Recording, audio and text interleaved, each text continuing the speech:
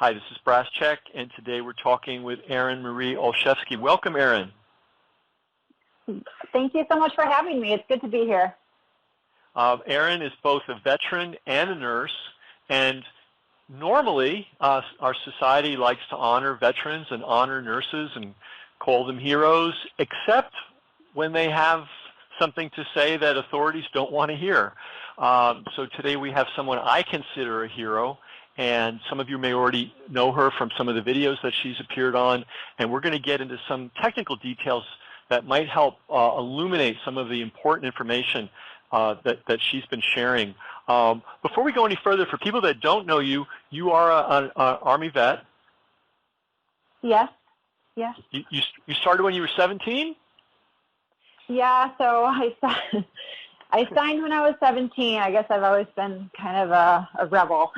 But I was before September 11th happened, actually. So I was in basic training when September 11th happened. You know how everybody remembers where they were? Well, that's where I was. Yeah. And so I was like, all right, I guess this is my path. So yes, I actually ended up going to Iraq for I was deployed for about a year overseas, and so that was my first real experience.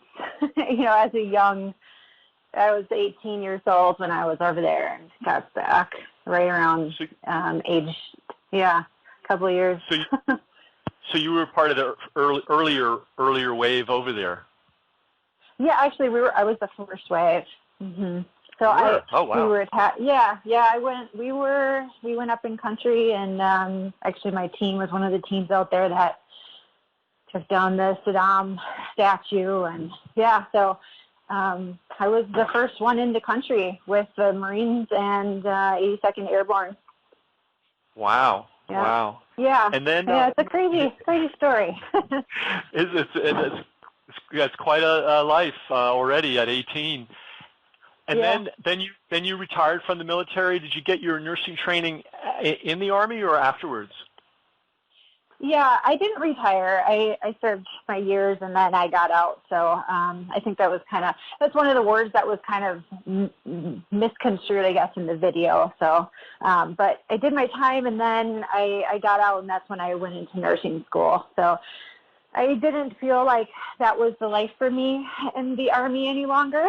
And I always had it in me to be a nurse, and that's what I wanted to do. So I went to school. Even when I went back in high school, I was a CNA, so I always had that, I loved that area, and I always knew that that's what I wanted to do. So I started out with my LPN, then I went to my associate's RN, and then I went to my bachelor's degree in nursing. So kind of went through all the steps and worked my way up to where I am now, I guess.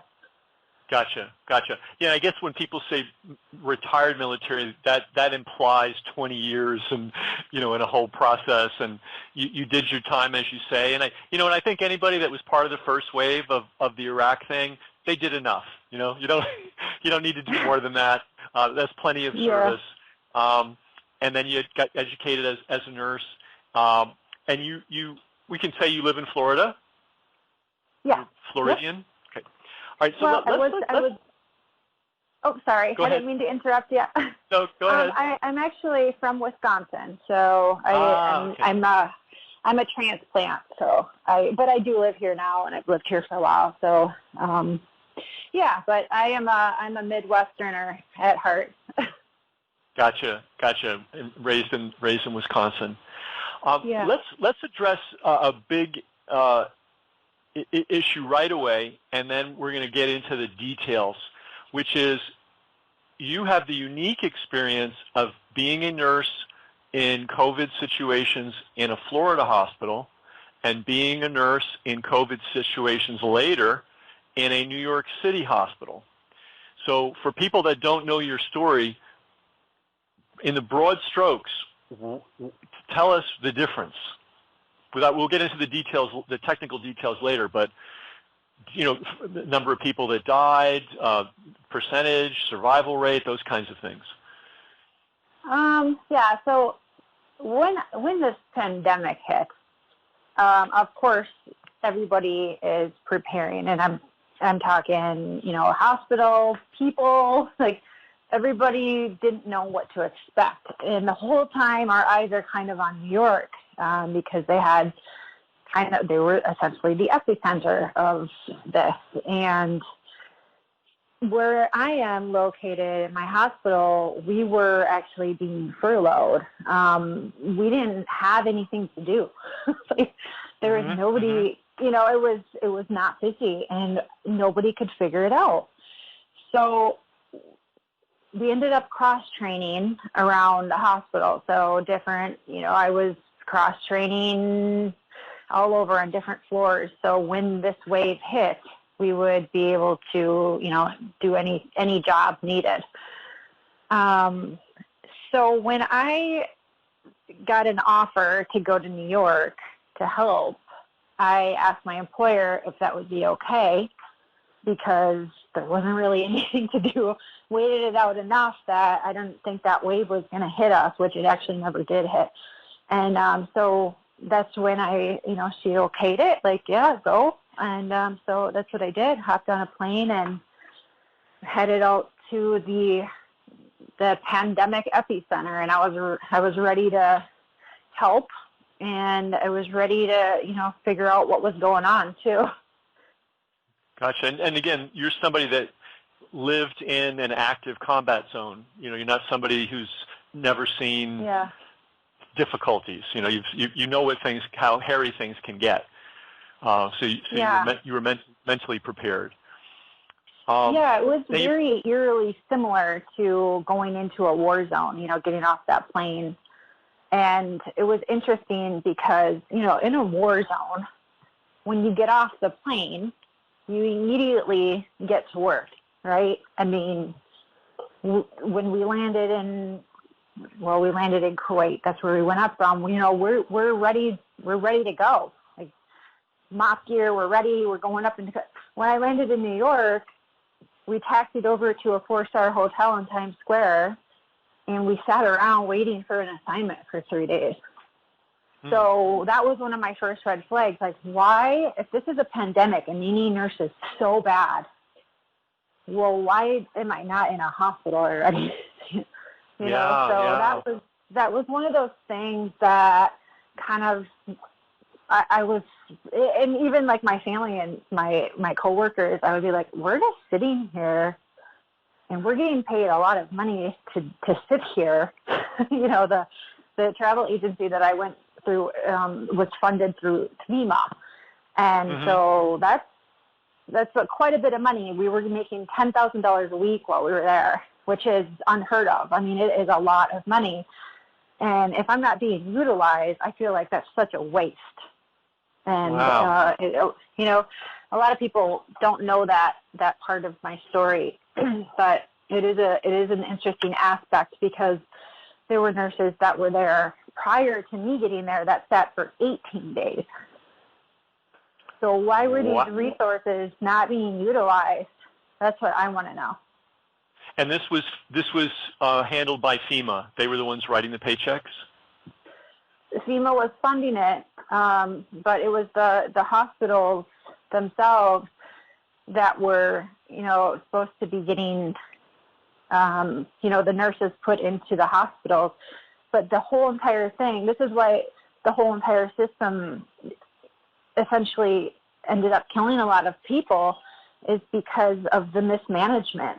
So that goes all the way to just the management of getting, nurses where they needed to go when they needed to be there. So it failed somewhere along the line, and I don't really exactly know who did that, but all I know is that sent off a huge red flag before I even stepped foot into a hospital.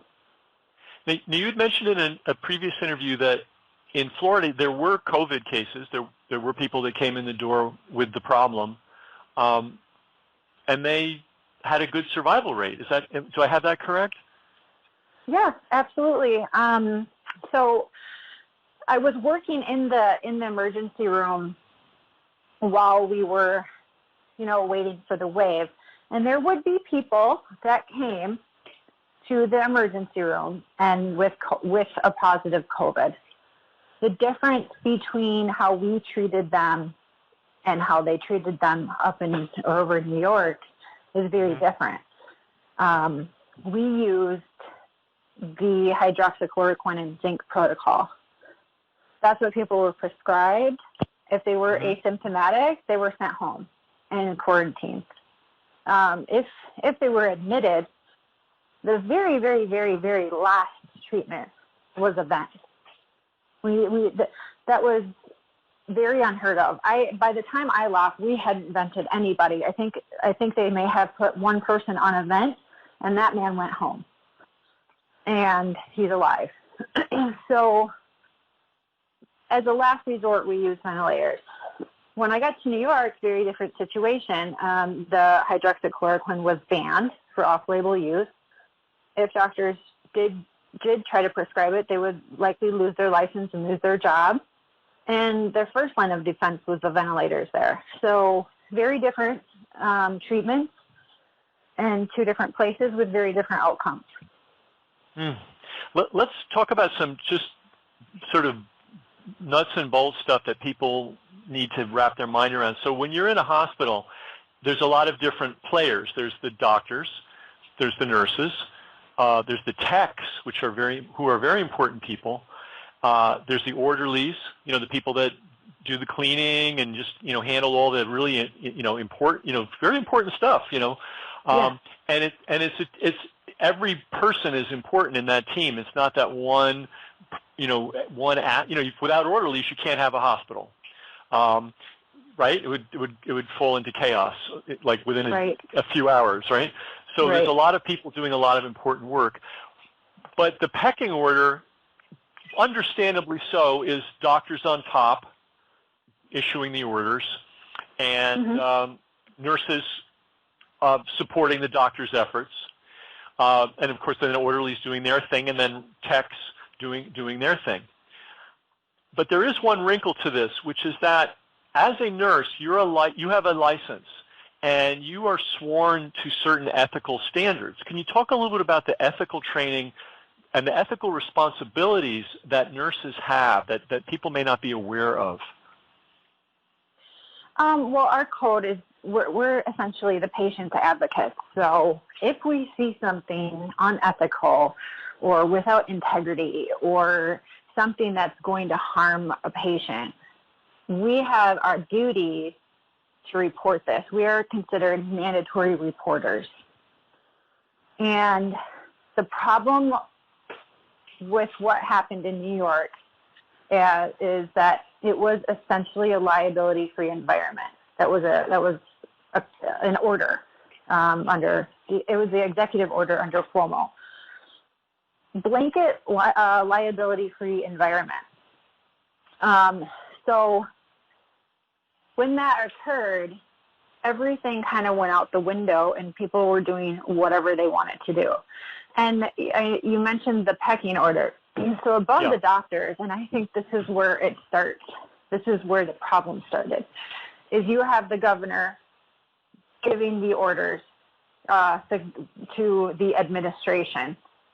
And the administration then brings all that to the doctors, right? So essentially, people without boots on the ground inside these hospitals are giving the orders of how to treat these patients inside these hospitals. So I guess the problem is why is that happening? How are these people that have never been in, they haven't been into these facilities making these decisions for treatment? They're getting involved in between a doctor-patient relationship. So it puts everybody in a really bad position. It puts the doctors in a really bad position because now they can't even prescribe hydroxychloroquine if they wanted to. If they ask for anything, like the high-dose IV vitamin C that Dr. Chang was using over in Asia successfully, then they're laughed at. So they don't have a whole lot of autonomy. So they just literally have to follow the orders that come from above. And that's one thing that I tried to go up the chain of command when I was there and just shut down over and over and over again. Eventually I was kicked out for speaking out and asking too many questions. And that should never happen.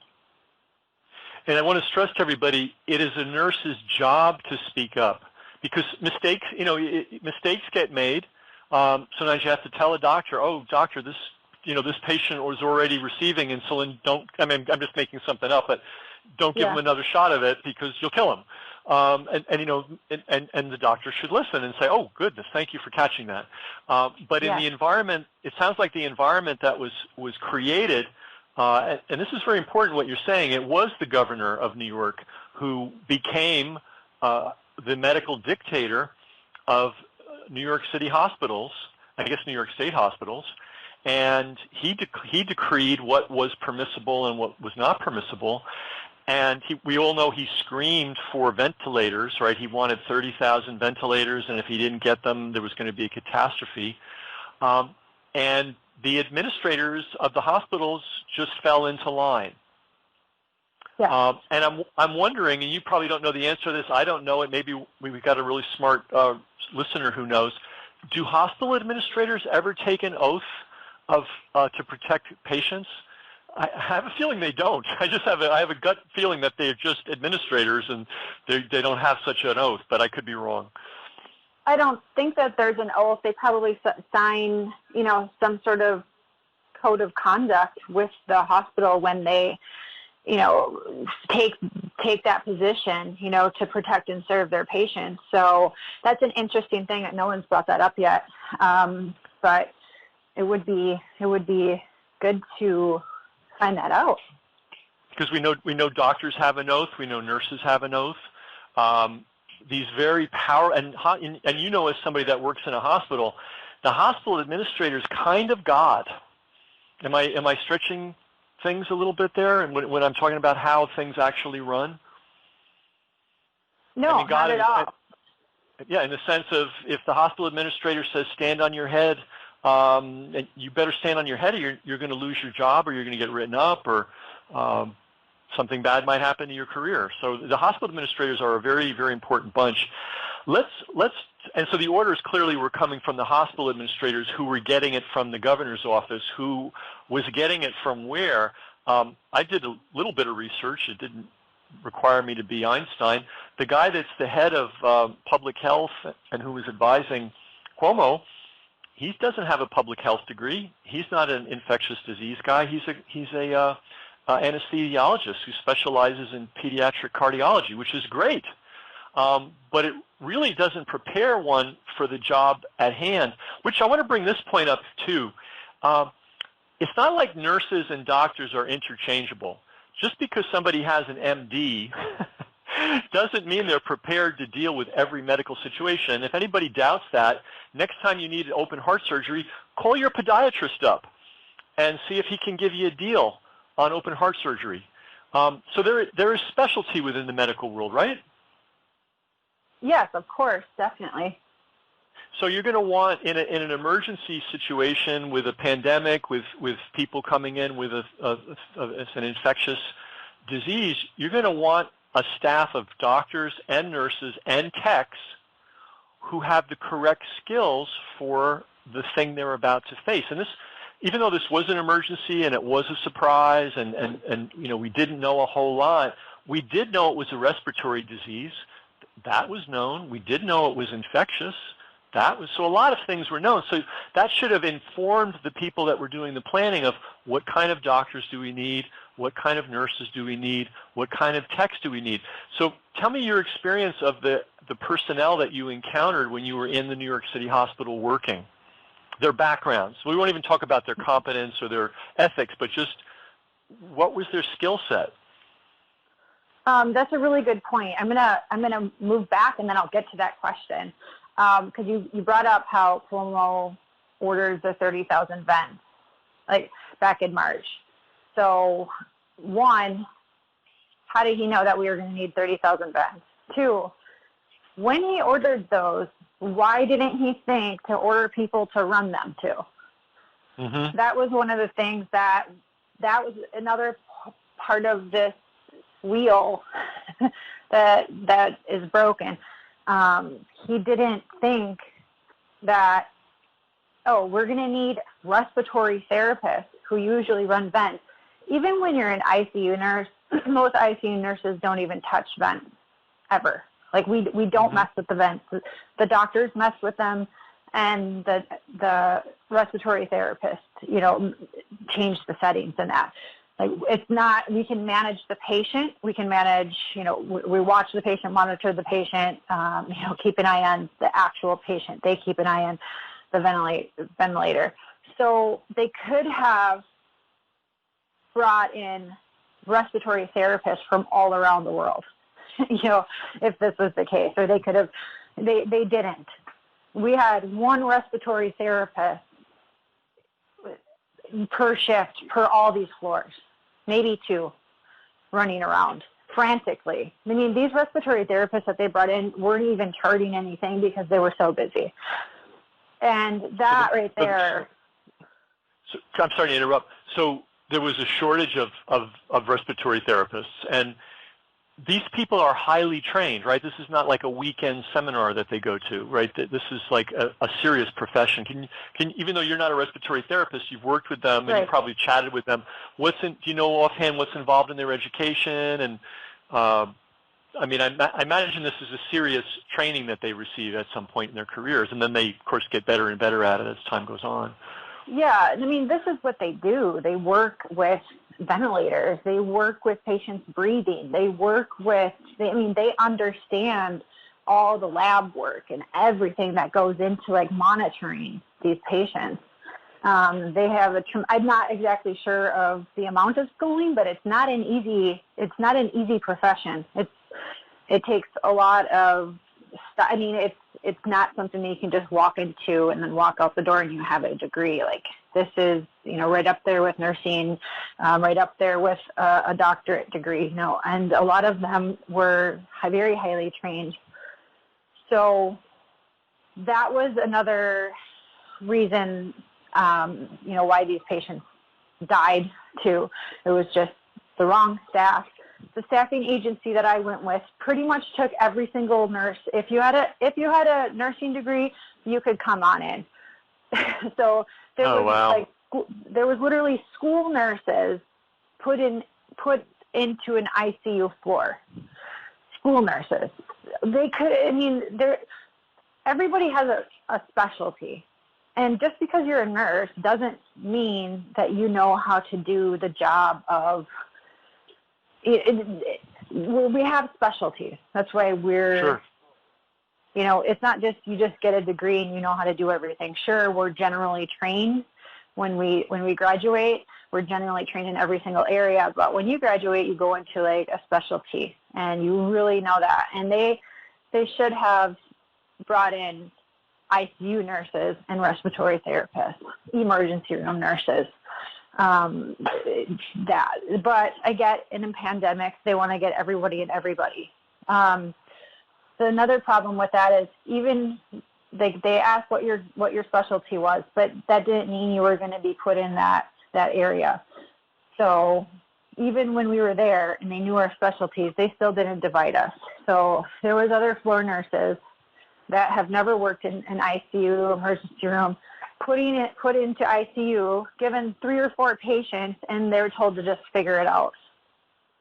And mind you, when I was there, it wasn't pandemic running around crazy frantic. It was like running like a normal hospital. We weren't any more busy than like a normal hospital on a normal day. It's just that I don't know. It didn't seem like they cared. It was still a liability-free environment. It was just how it's always done, and they're not going to change it. So the nurses that were put with these patients, it could have been switched out. It could have been made right, but they didn't. Nobody cared, So these poor nurses were put in a bad situation. So they tried their best, but it wasn't right. So there was a shortage of respiratory techs. There were nurses who just didn't have the right training, no fault of their own, right? Yeah. What if you're, or if you're a student and somebody throws you into an intense emergency room, ICU, ICU environment, that's unfair to the nurse. Yes. It's unfair to everybody. So, but you just made a really interesting point that I want to make sure everybody got. The volume was not the problem. It was the configuration of the personnel. So you're saying that the volume was like a normal, busy ICU environment, yeah? Yes. Yes.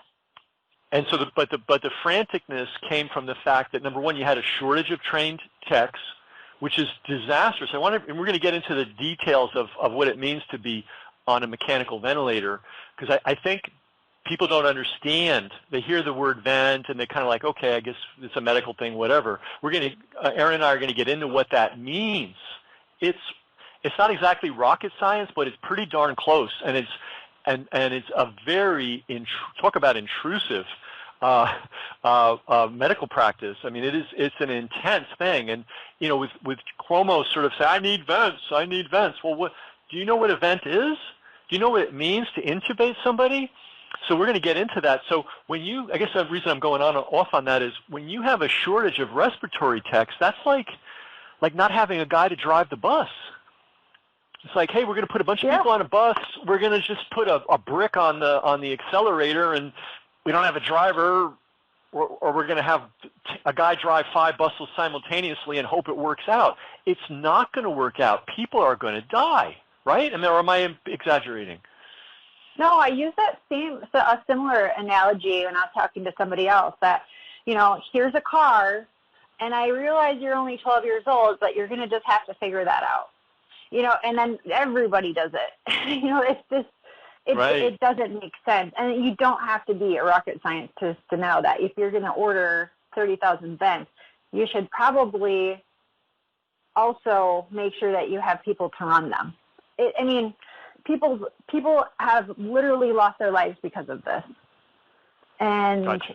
and now, it's creating, it's terrifying people around the world that are looking at New York as the epicenter, and they're like scared in their homes, thinking that this COVID is absolutely so deadly that everybody's just dying, and there's freezer trucks and they're dropping like flies, but they are not being told the truth. And so that's what I'm trying to do. Is just gotcha. like tell people gotcha. This is what really happened. Gotcha. So, Liz, to take a step back for everybody, Erin worked in 2 hospitals, one in Florida, one in New York City. In Florida, people didn't die.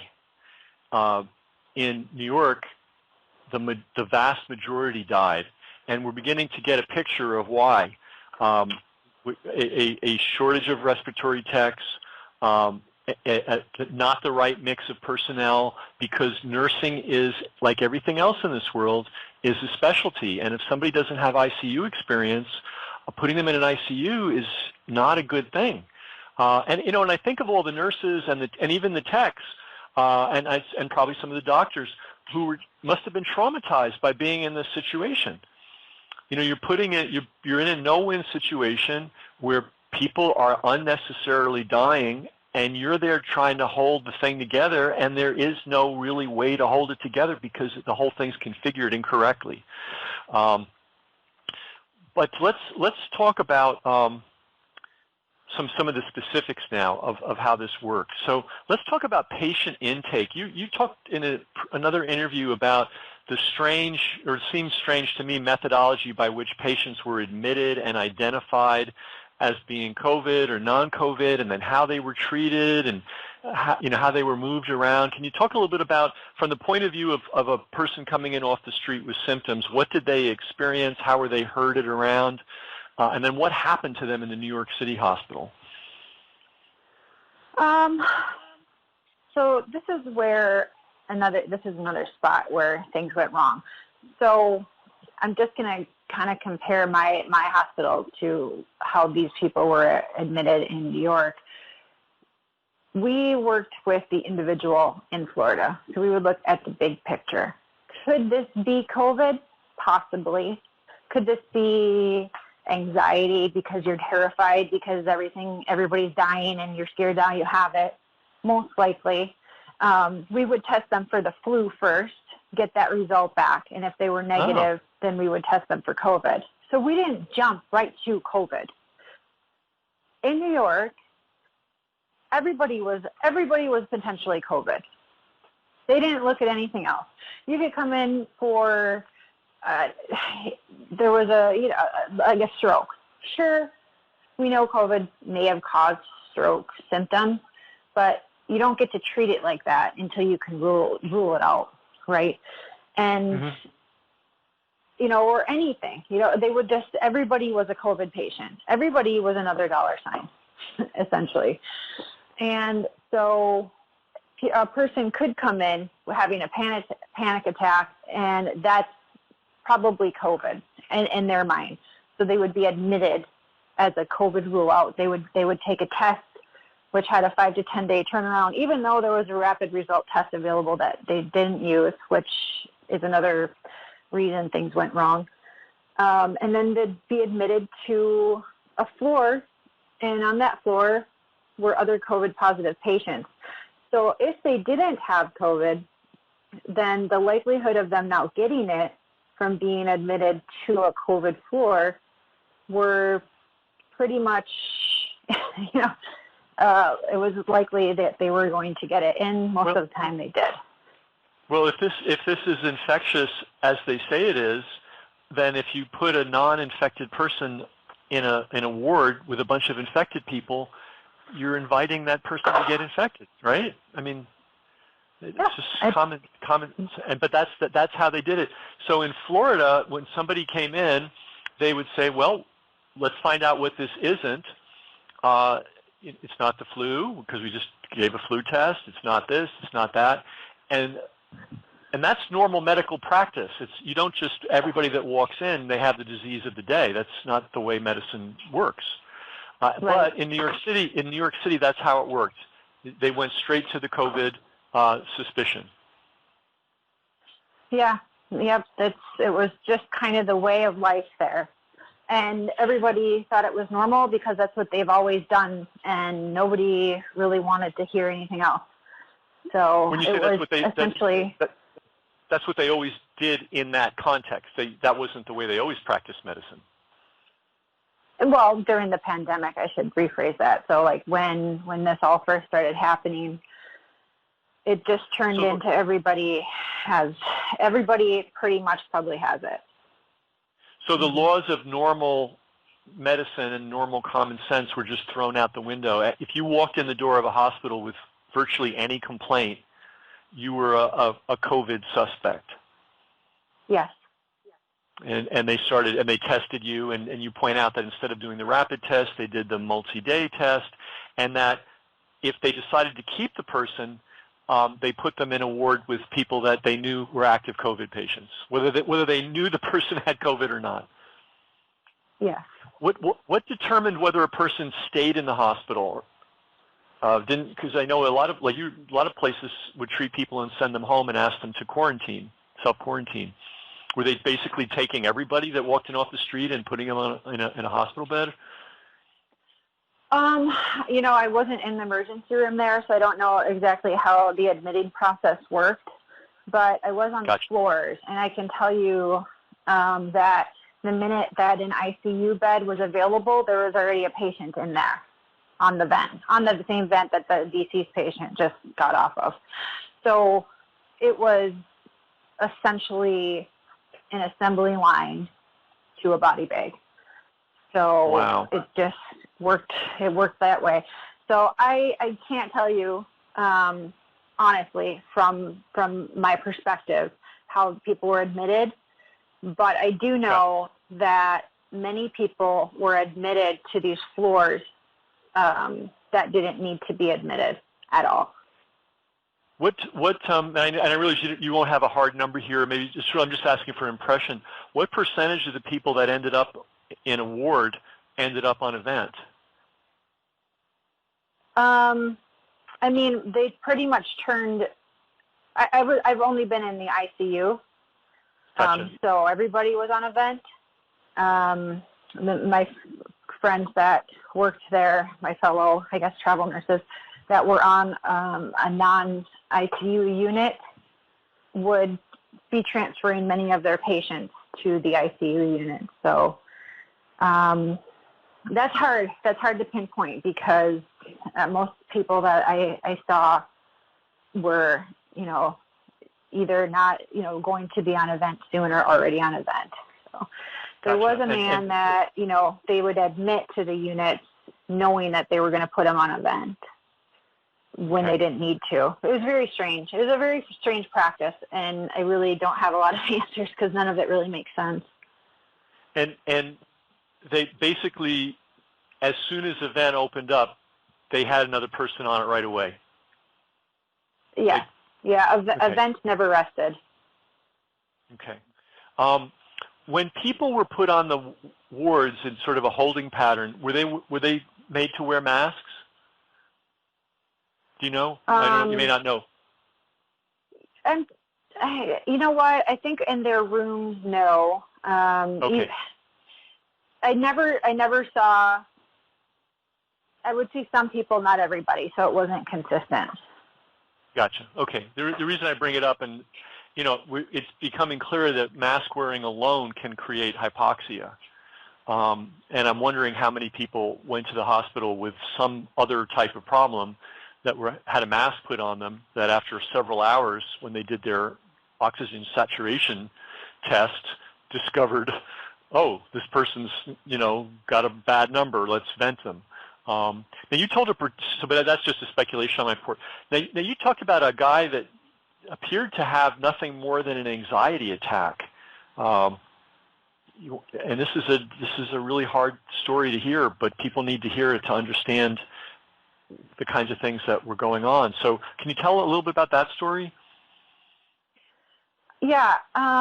So this was a younger man that presented to the emergency room with, difficulty breathing, other symptoms. Now, I don't know. I mean, I obviously wasn't in the emergency room, but that's what his chart stated. And essentially, he was admitted, and he was put on a BiPAP, which is a less invasive. It's a breathing machine. It's pretty commonly used. It's safe, effective. A lot of people use them, even at home. They'll have them overnight if they have sleep apnea or something. And you have to think, if you think as a patient, you're terrified.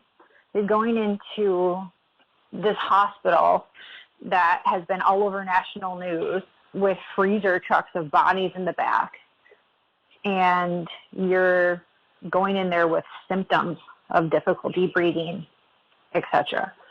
It's terrifying. And so and they're being admitted without family members with them, so they are completely alone in this.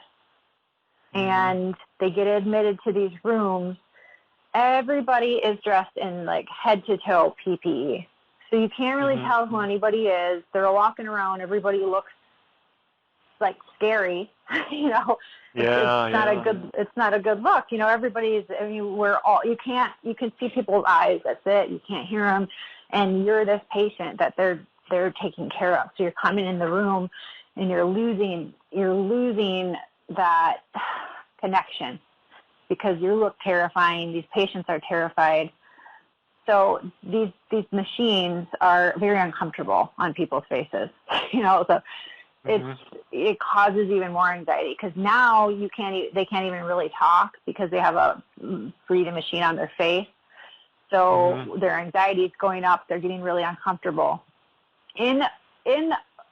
I'll just say in my hospital, if in that type of a scenario, we would have gotten a staff member to sit with this patient in their room and just comfort them and be by their side and hold their hand and walk them through this and take the time to just work with them and take care of them. That is what would have saved his life right there. That is the moment that would have saved his life. If they would have taken the time, and I wasn't with him during this time. A friend of mine that I worked with on this unit was. And what happened with him is that he just like, I just can't keep it on. I just can't, he was just getting really restless, and he was worried and scared. And the residents ruled the roost there. Residents have finished medical school, but they don't have any hands-on clinical experience, so they can't work alone. So the thing that they, did is, okay, well, if you can't handle that, either you're going to probably die if you don't get on a ventilator. And that's how they coerce these patients into signing their own consents. So he didn't want to sign it. This is what my friend told me, and I mean, from looking into his, in the background, it made sense to me that he didn't want to do it. He was terrified, but he's like, what? If this is going to save my life, I guess this is what I have to do. Not knowing any better, not having any family, not having anybody to advocate for them, because the nurses didn't have much say. If you start questioning that, you're moved or kicked out. So sure, he ended up on an event. And it's fundamental to medical ethics that a patient needs to know the risk of any procedure that's proposed for them. And we're going to talk about what it means to vent somebody in a second, because I bet 99% of the people on this call who've heard all about ventilators for the last 4 months have no idea what it means to be intubated and on a vent. They have no idea. So I have experience of being in a New York hospital and being I'm physician. I'm going to guess it was a resident because it was a very young person. Trying to talk me into a really invasive and turned out to be unnecessary procedure, expensive procedure, by the way. Now I was lucky. They had I had gone in. I basically just fell over. I got sick really fast. I went from being like 100% to not even be able to hold my head up in the space of a half hour. And I thought, maybe I'm having a heart. I don't know. I'm not a doctor. I thought maybe I'm having a heart attack. I was 3 hours in the waiting room. Then they put me on a gurney. This is like normal. This is like not COVID era. This is just a day in the park in New York City, right? Then they put me on a gurney with a drip. I was in the hallway. They put me in the hallway. I was laying there in the hallway alone. No one talked to me. No one, anything for 6 hours. And I was really too weak to move, And finally, somebody comes to me and they want me to get that thing where they inject something in your veins and they put you in an electric machine and the CTR or CRT. I don't know. But so they wanted to give you contrast dye and put you in probably a CT scan. Yeah. And now at that point I was starting to feel a little bit better, and I figured, look, if I've been here 9 hours and nobody's worried about me, there must not be anything that bad with me. I'm going home. So I went home. But she was pushing me so hard to get this thing done. It was like it was a lot of pressure. So let's talk about the doctors. A resident is somebody who's a recent grad of medical school or a current medical student, or what does it mean to be a resident? Being a resident is that you completed the book portion of medical school, but you haven't completed the clinical hands-on portion. So do they have MD degrees or not? Do they have a medical degree? They do, but they're not able to work on their own until they complete their residency. So it's kind of like nurses. Nurses do the same thing. We have to have a certain amount of clinical hours in order to practice independently. And you say that they have to be supervised, but were they supervised? It sounds like they were making all kinds of calls without any obvious supervision, especially when let's say this, a nurse that's been practicing for many years is going to have more practical hands-on knowledge than a resident. I'm just going to lay that out there, and I think that's just common sense. One has book knowledge, the other has been working with human beings for years. So residents could make mistakes, they could have judgment errors, they could have gaps in their education, they could have not understanding what it is they're actually doing at that moment. Is that fairly fair to say? Yeah, absolutely. And for anybody that's listening, think if you've ever been in a hospital or ever had a family member in a hospital, you see the nurse 99% of your stay, and the 1% you'll see the doctor making rounds, looks you up and down, okay, makes the orders. So the nurses have the hands-on patient care, and that's what we do. Like, we're good at it. That is our entire passion in our, career. And that's fine. That's why I don't want to be a doctor, because I love having the patient interaction. So yeah, these residents haven't had that hands-on. They've been in a book, but they haven't been in front of a patient. And that makes a really big difference in patient care, because it's body, mind, and soul. You have to look at the emotions of these patients too, not just their symptoms, or not just the lab numbers that you see up on the computer screen. There's a lot that goes into taking care of a patient outside of, just what the objective, symptoms that they're showing. And there were stories, I believe you told some, and there's another nurse that was that came forward who said, sometimes the residents made big mistakes based on their lack of experience, and they would not. Some of them wouldn't listen and just sort of went ahead with things that were injurious to the patients. Yeah, ego got in the way. Ego got in the way of a lot of patient care, because it's hard for a doctor to admit that they're wrong, and a nurse who obviously has, in their mind, less training them is trying to correct them. So it was a huge power struggle, and it's like that on a good day in the hospital. And I know that most nurses would contest to that. Most of them are terrified to even speak to a doctor.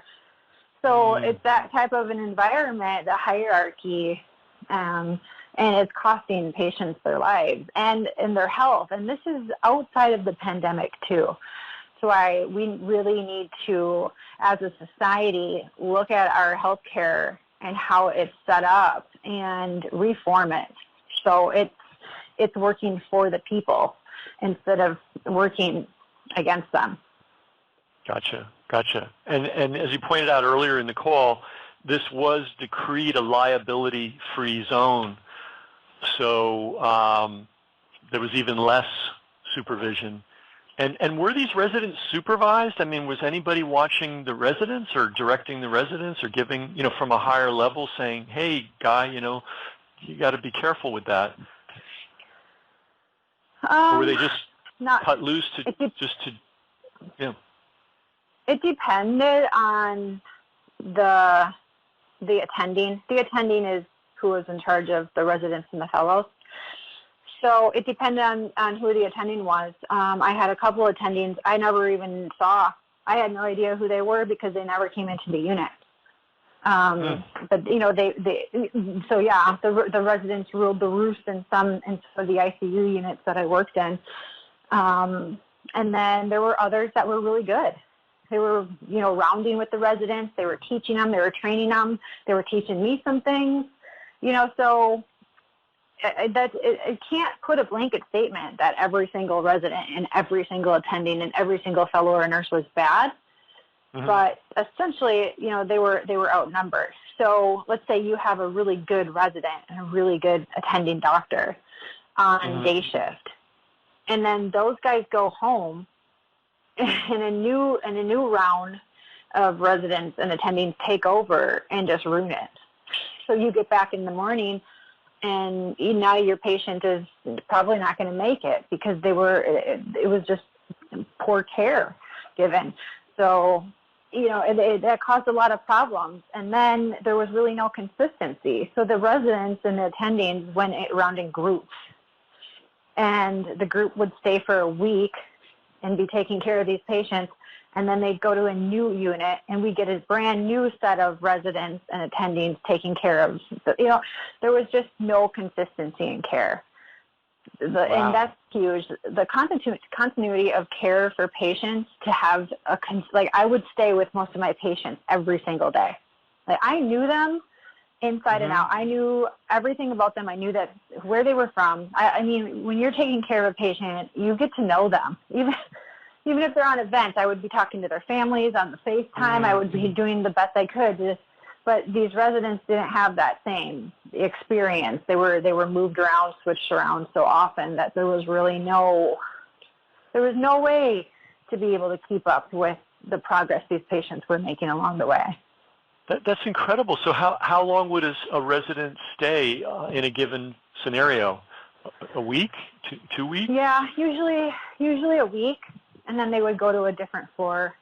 And they were just rounding all over. Like I said in my video, in my opinion, the residents were essentially just practicing their skills, because it was the mindset of the majority that, well, they're not going to make it anyway, so it is what it is. And wow, that was really hard for me to swallow, because so you're not even going to try? You guys aren't even going to try? Like, you're just going to give up? Like, they have a fighting chance. Like, some of these patients had a fighting chance. Yeah. The guy I mentioned earlier with the bypass, that we actually extubated him, put him on a bypass, and then they re-intubated him, and he died. He was 35 years old. He didn't have to die. And I knew that, and everybody knew that. And actually, I have a recording of a doctor saying that he didn't have to die. He said that a sitter would have been a good idea, and that probably would have saved his life. But, oh well. And that was the mindset, and that's why all these people died, because nobody cared. They were seen as, disposable. A lot of them, the majority of patients admitted, were very low income, from, a lot of poverty. And they're just viewed as disposable human beings. And that in itself just should make anybody just stick to their stomach. Yeah, this was a public hospital. Yeah. Right. Yeah. And I don't know the details, and you may not know them either, but there's information that people can look up themselves, that there was some kind of special payout from Medicare, Medicaid, that if you diagnose somebody with COVID, the hospital automatically got a big check. And if you put somebody on a vent, the hospital got an even bigger check. Does that ring true to you? Yeah, so that's another thing that I question. I don't understand why the government would, incentivizing $11,000 for every single patient admitted for a COVID positive or a COVID rule out.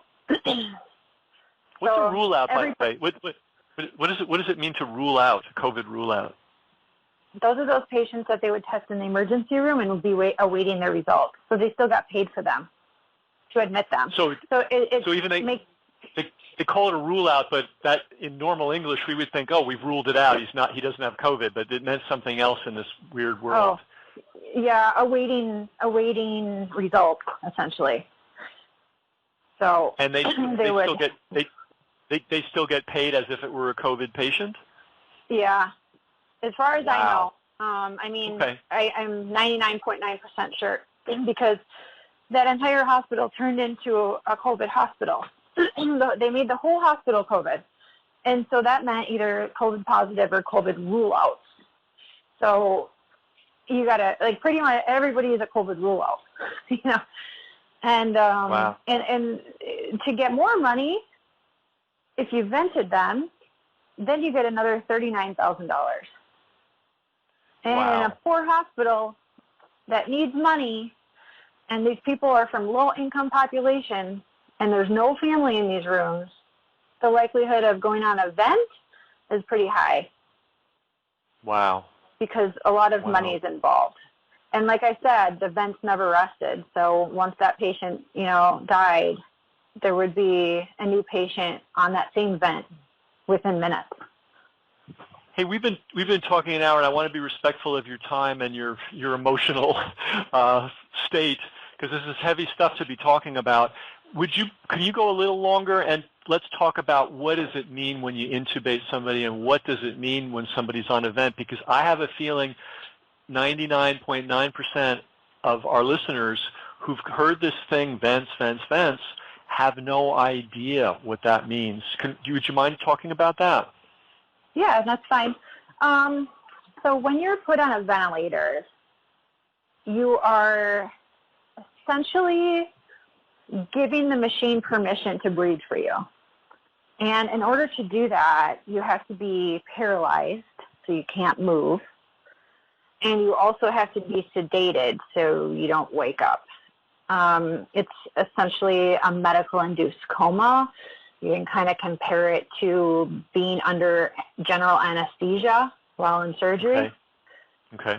And to do that, you need to be given a lot of different paralytics and sedatives. And at that point, you're completely reliant on your caregiver, your nurse, your doctors, your residents, especially when you don't have any family in the room. You're just on a bed, on a ventilator that's breathing for you, and on a whole lot of IV medication going into your veins. And this is a really important point, everybody. It's not like they give you a pill and you fall asleep. How many wires, how many intravenous things are hooked up to a single person who's on a vent? It's a lot, right? Yeah. Average is usually about 5 or 6 different drips. Some people had all the way up to 12, 13, 14 drips. As you're on the ventilator longer and longer, you progressively get worse. Every single day that you're on a ventilator is one more day that you probably won't get off of it. They're meant to be the last resort of all the resorts. Like, this should never, ever be a first line of defense. If you absolutely need it, you cannot breathe on your own whatsoever, then it has to be done very, very carefully. And in a normal situation, we would never do something like that to a patient, putting them on a ventilator without really, truly needing it. So that is the most extreme last chance. We've exhausted every conceivable possibility. We know we're going to probably kill this guy just putting him on the vent. Not that we're trying to kill him, but it probably will kill him. But we've exhausted every conceivable option. That's normally how someone goes on a vent. Okay, and so what they did in New York City and in other parts of the world, and I think they did it in northern Italy too, is they just put you in a breathing problem. We think you have COVID. We're going to put you on a vent. And so, as you point out, that's 5 to 6 intravenous tubes going into you, maybe as many as 12, 13, 14. And then this is kind of obvious things that people don't think about. How do you drink or eat when you're in that state? How are you fed? They would do tube feedings, which they'd put another little tube down your throat into your stomach and drip tube feedings. And it half the time they wouldn't even be doing that. And the fluids, they wouldn't normally run any fluids because the patients were getting so many fluids just from the medications alone that they just completely skipped the IV fluids. So your food consists of almost like an Ensure being dripped into your stomach, and that's it. That's what you got. So, and the fluids were your medications. Yeah. Wow. So you're already sick with something. You're on half a dozen or more powerful drugs. These are not trivial drugs, right? Isn't fentanyl one of the drugs that they sometimes use as a painkiller? Yeah, we use that. That was pretty consistent. We use that pretty much with every single patient, and then they used a lot of propofol. These are all drugs that you're not going to see used as much as they were being used. So the person's already got a health condition. They are being given 6 to 14 different super powerful drugs. Their only source of nutrition now is a tube into their stomach. Sounds like, all right, there's liquid in the drip, but they're not getting fresh water. and this is going on day after day after day after week. And so when people say people have died of COVID, I'm not asking you to speculate, and I'm going to speculate. They could have died just by going through this procedure, because it would kill a healthy person, right? Yes. And then, not to get gross, but we got to understand what we're seeing here. How does somebody, take care of their elimination when they're in a coma? I mean, this is also a difficult, unhealthy, not great circumstance, right? Yeah. Well, a lot of them had the indwelling Foley's, which for the urine collection, and then for stool, we'd just have to clean them every single day. And that's another thing. Half the time, they weren't being cleaned properly. There was a patient I took care of that had dried feces all the way up his back that had probably been there for weeks. So it's like, how are these people in some of these, how can you go into the healthcare profession and not want to help people? And that goes without saying, like, that was the kind of the mindset of this entire hospital was, well, they're going to die anyway, and they're not awake anyway. But for me, I could not look at this and not say something. Like, these patients and their families, they deserve at least that. They deserve somebody to speak out for them, because obviously they weren't able to speak out for themselves, or they wouldn't.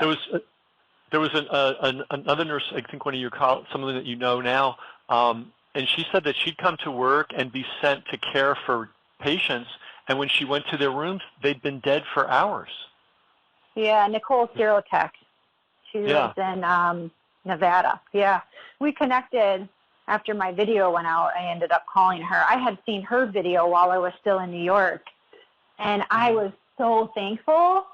It was like, oh my gosh, I'm not the only one. Like, it was like, and at that time I was already recording. I already knew that I was going to be coming out with this. But I needed to stay in that hospital because I needed to give these patients a fighting chance. Like, the ones that I was taking care of, like, I wouldn't even leave their rooms, because I wanted to protect them.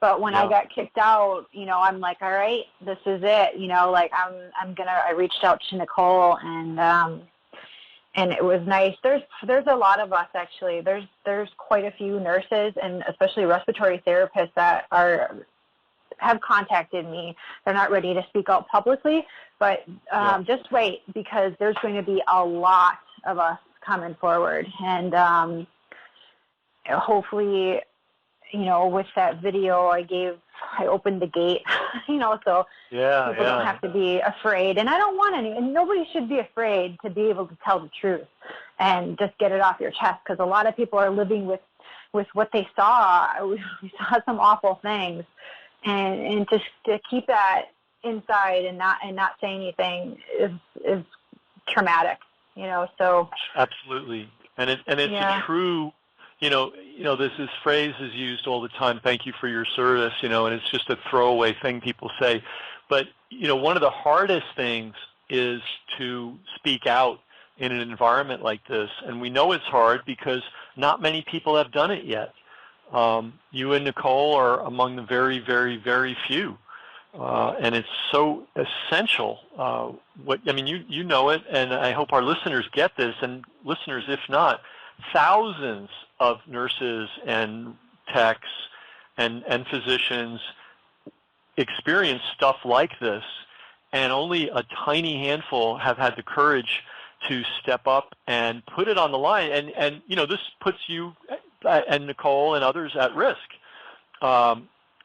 It's just a fact. You're going to get flashback from people, and it's just part of the deal. But it's very hard to do, and I want to thank you for doing it. There was some talk about the possibility of some attorney getting involved in this. Is anything developing along those lines that you're aware of? Because sometimes I think at this point that's our only salvation right now is the court system, because all kinds of stuff can go down in a declared emergency, but once it's over, then it's the matter of the laws of evidence, and you can't just tell people to shut up. People can present evidence and talk about what actually happened. So do you know any legal actions that are being taken on behalf of the people that died in these hospitals and their families? I will say that I am represented by multiple attorneys from multiple different specialties, and I can't touch on that right now, but I will when I can. Fair enough. The one last thing I want to leave everybody with, and let me see if I can find, I've got all these screens open, but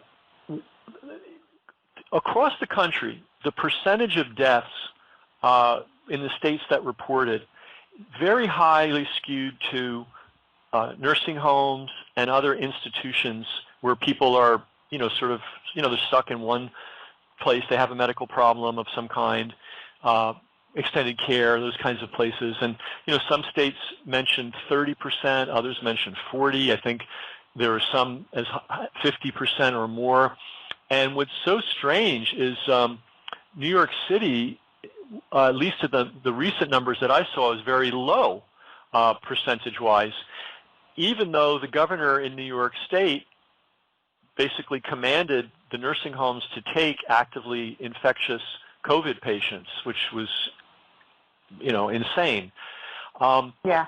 But then when you look at the numbers, you think, well, are they underestimating how many nursing home people died, or was the sheer volume of poor and low-income people in the public hospitals who died, were those numbers so huge that because New York State's the only one with, I think, a 17% rate of nursing, of all the COVID deaths attributed to COVID, and we all know how problematic that is because, what people died of is never clear, and it's certainly not clear in this situation.